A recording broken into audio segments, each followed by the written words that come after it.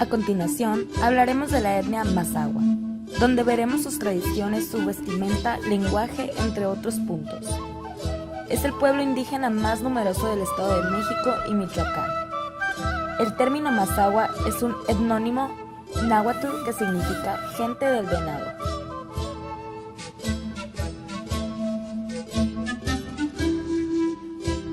Existen por lo menos 4 pueblos y una ciudad en el estado de Michoacán habitados por mazahuas.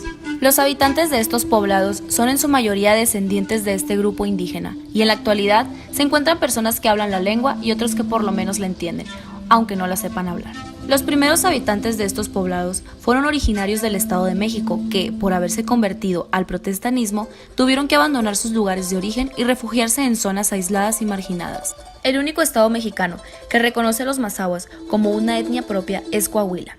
La ciudad de Torreón tiene una comunidad mazahua urbana que oscila entre las 500 y 900 personas. Los mazahuas emigraron del sur hacia el norte en el siglo XX. Los torreonenses, de origen indígena, se declaran mayoritariamente mazahuas.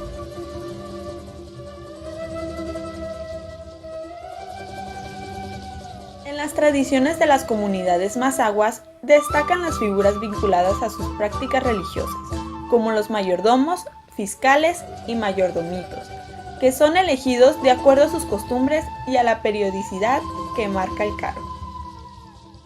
Otra característica importante lo constituye la faena, que es una forma de organización para realizar trabajos o acciones comunitarias. La unidad social entre los mazahuas la constituye la familia, que puede ser nuclear o extensa. Entre ellos, un compromiso de matrimonio requiere por lo menos 3 visitas previas a la casa de la novia por parte del comprometido o el novio.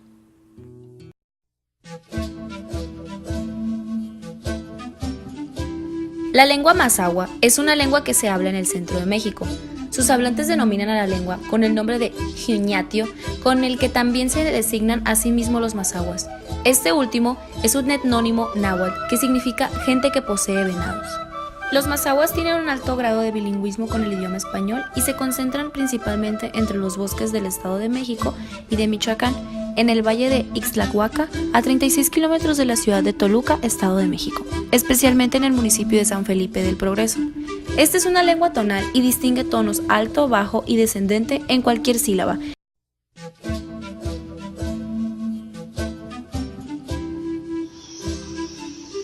El vestido de la mujer mazahua constituye una preservación cultural.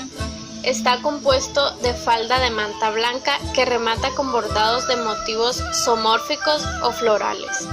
Sobre esa falda usa otra de satín de colores fuertes, como el amarillo, rosa mexicano, morado, verde, lila y azul rey. La mujer mazahua también utiliza una faja de lana muy larga, hecha a mano que alcanza para darle varias vueltas a su cintura. La blusa es del mismo material y color que los de la falda. El vestido se adorna con un collar de cuentas de papelillo. El adorno se complementa con grandes arracadas de filigrana y con cintas que utiliza en sus trenzas.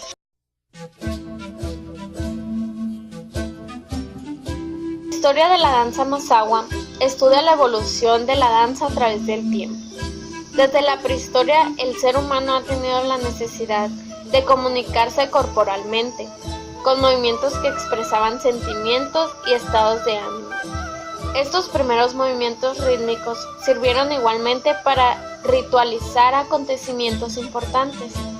En principio, la danza tenía un componente ritual, celebrado en ceremonias de fecundidad, caza o guerra, o de diversa índole religiosa, donde la propia respiración y los latidos del corazón sirvieron para otorgar una primera cadencia a la danza.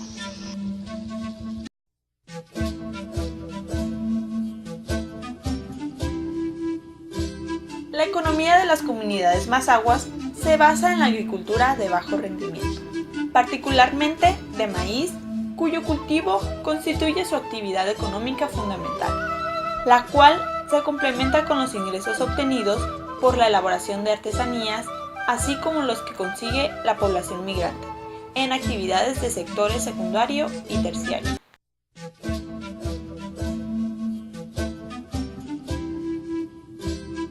En materia educativa, la población mazahua tiene dificultades originadas por causas económicas y sociales para concluir la educación primaria, lo que genera elevados índices de deserción escolar.